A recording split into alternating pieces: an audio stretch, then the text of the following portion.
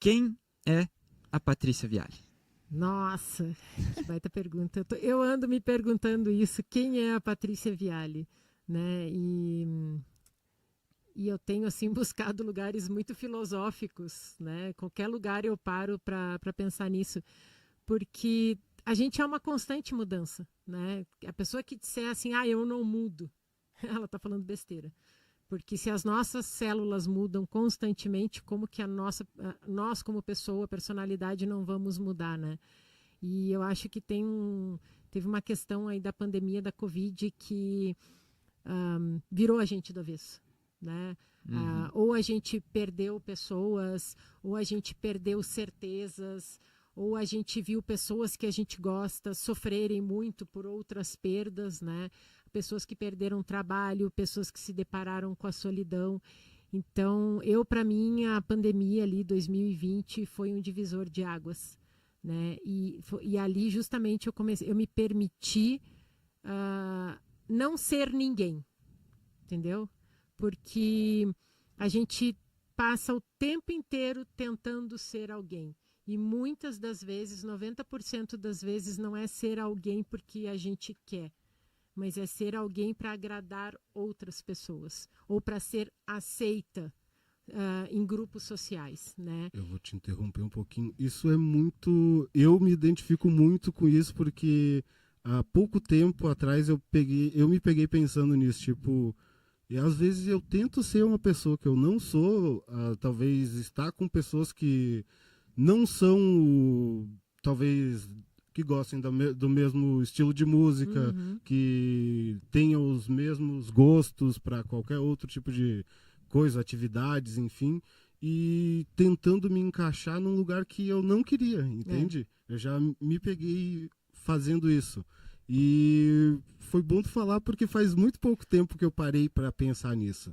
Que eu sempre estava tentando ser uma pessoa que não faz sentido. E é violento isso, né? Sim, e depois... muito violento tu tentar ser alguém que tu não é. E depois que tu começa eu ainda estou nesse processo, vamos dizer assim, começa a entender isso, tu começa, sei lá, olhar para trás e ver assim, eu não precisava ter feito ou passado por certas coisas na minha vida, entende?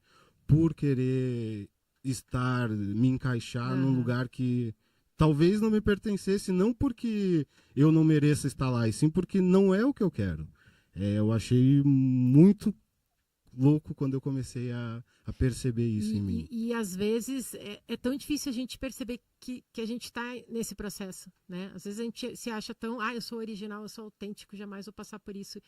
E quando tu te olha no espelho, gente, eu estou passando por isso. Eu estou buscando aceitação.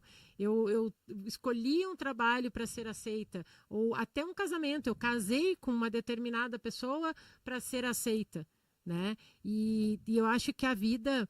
Antes, até a pandemia, eu achava que a vida precisava de roteiro, né? Aquele roteiro tradicional, vá para a escola, faça o ensino médio, faça o vestibular, o que você gosta de fazer, procure um trabalho após formado, case, tenha filhos. Eu acreditava, quer dizer, eu achava que eu acreditava naquilo, né?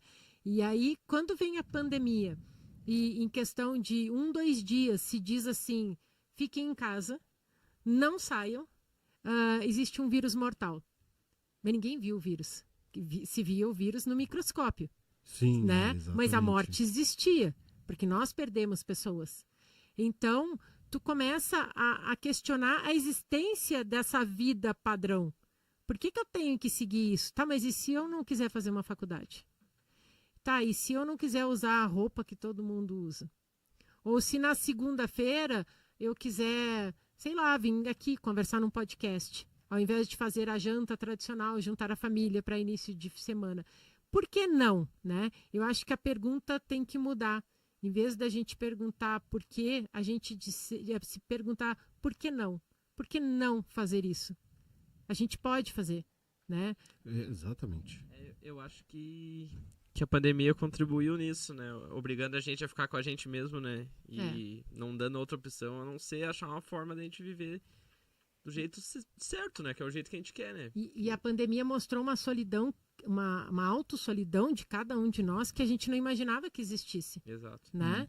Então a gente estava solitário de maneira social. Uma solidão barulhenta. Né? A gente estava solitário com a gente mesmo e a gente estava nessa solidão de alma, de que a gente começou a se questionar, tá, mas o que eu estou fazendo aqui? Será que a vida é só isso? Por exemplo, eu trabalho como editora num jornal de Canela. E aí a minha pergunta era, tá, mas é só ir para lá, cumprir horário, levantar tantas pautas? Será que esse trabalho também não é uma maneira de, através dessas notícias, eu mostrar outras coisas? E aí, pensando assim, eu fui conversar com a diretora do jornal e o que eu consegui na minha segunda semana de trabalho? Botar justamente a capa do jornal sobre a adoção responsável de animais.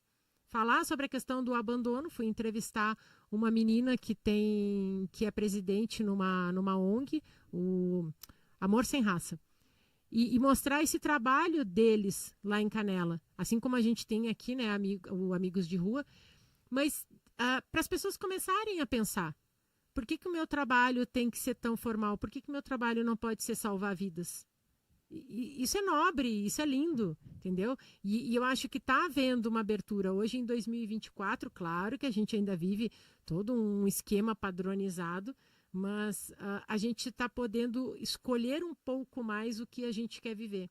E não é só diversão, música, não. A gente pode, escolher horários de vida, entendeu? Que nem nós estávamos conversando aqui antes dos cochilos, né? Eu estava contando para os guris que eu sou a rainha do cochilo, que eu preciso, tem várias vezes no dia que se eu estou na minha casa, ou se eu estou num lugar onde eu posso dar uma parada, eu fecho os olhos, me sento numa poltrona, fecho os olhos 10 minutos para, recarregar o cérebro de novo, porque o meu trabalho é muito mental. E imagina, 10 anos atrás, quando que eu iria imaginar falar sobre isso em público, né? Olha, eu sou uma pessoa que eu preciso de cochilos. Entende? Porque cochilo era visto como uma coisa de preguiçoso. E aí, com a pandemia, o que vem? Vem uma conversa sobre saúde mental. Até que ponto a gente se respeita?